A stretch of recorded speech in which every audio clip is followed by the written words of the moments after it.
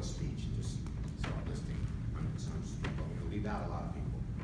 Obviously, I owe immense thanks to Robbie for not only having the courage to come forward, but somehow finding the ability to trust me with his story and his fight. My paralegal went with him. If she wasn't already there, she entered the Paralegal Hall of Fame on this grand impression.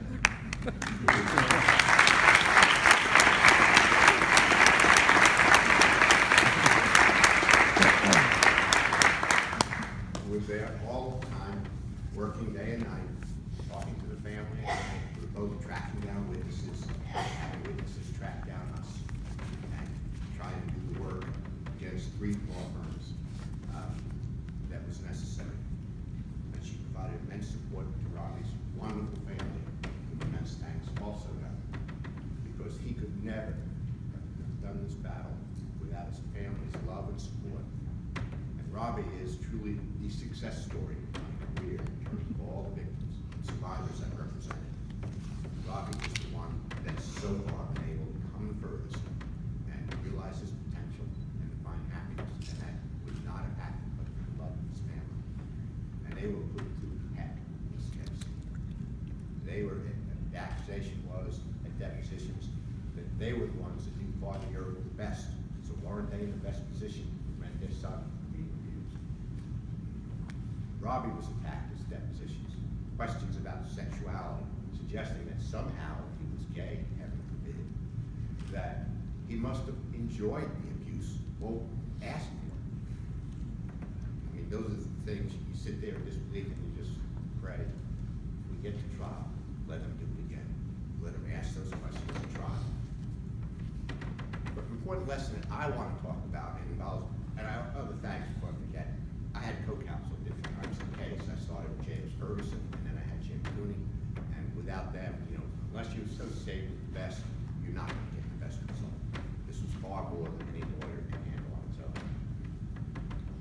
But the battle that I want to focus on, that is an urgent issue that confronts us, is secrecy. As we learned in Spotlight, and I hope you've all seen it, secret files were what hid the truth from coming out. That and an absolute media lack of interest. Well, the media showed interest, and the only way that case became national, and it could apply, in fact, to almost every other diocese in the country, I can tell you that, is through investigative reporting. But it all started by by Boston Globe getting the secret naked emotion and fighting to get the files and be sealed by the court. Well, those problems still exist here, I'm afraid to say. I know you in your practice probably see more and more requests from defense lawyers demanding certain things be kept confidential.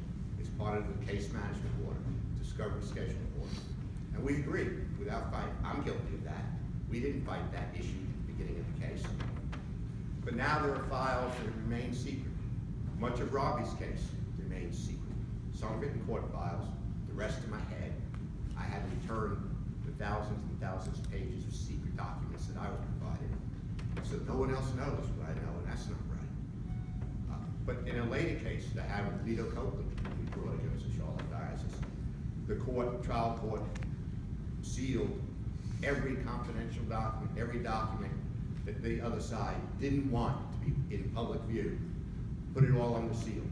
Nobody can see it. Nobody else has ever seen it. And then, when Sam McGee, who had a companion case, appealed, we lost on statute of limitations grounds. When Sam appealed, the Court of Appeals sealed the entire record. And I believe the briefs were also sealed. This has got to stop. The media needs to step forward and do their part about exercising our First Amendment rights and open courts. But we have a role to play too. We need to, at our levels, resist it. I understand judges might not appreciate our resisting, but we need to do it. And then we need to also let the public, the media, know what is going on so they can come forward. There's too many they're short-staffed, and there are too many stories. And there's an instant news cycle, so we have to get everything out every day.